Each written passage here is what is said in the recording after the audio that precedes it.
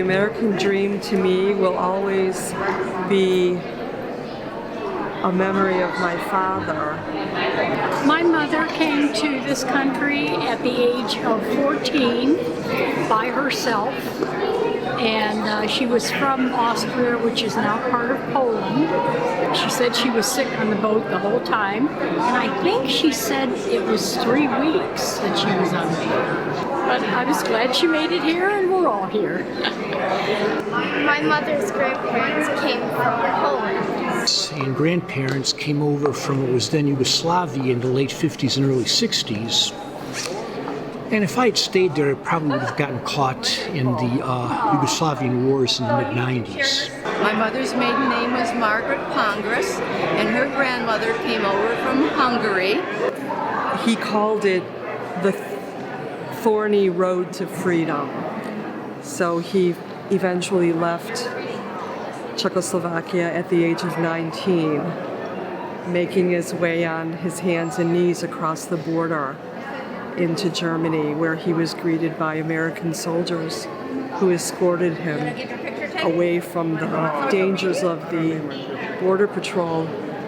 And that's where his journey to America began in '49, making his way through the post-war refugee camps of Germany, finally to Canada, and from there to Cleveland, Ohio, where I was born. My father lived here until he was of retirement age, and then it became his dream to go back to his homeland, and he spent the last 20 years of his life in Slovakia. And so his dream came full circle. And I recall my mother and grandmother speaking in Hungarian, and I myself not understanding what they were saying. But every time they spoke in Hungarian, they seemed very happy about it. And so I have very pleasant memories through their emotions. I'm very lucky. I moved and lived in a safe neighborhood. I went to really great public schools. My parents both worked unionized factory jobs, and so back in the 80s, I didn't have to pay for college. I was a high school English teacher and a high school basketball coach, and I'm retired. And all of that is because I was lucky enough to come here. But the American dream is very elusive, and I know how lucky I am. Right now, we're at a turning point in America. I think that it should just be justice and freedom, and everybody should have their rights to vote and all that. It shouldn't be no someone's better, someone's least. I don't think it should be like that.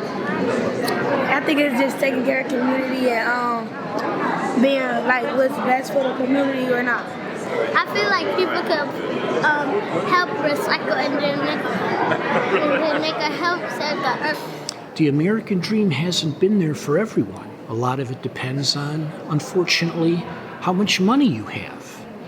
A lot of it depends upon, unfortunately, the color of your skin or your religious background.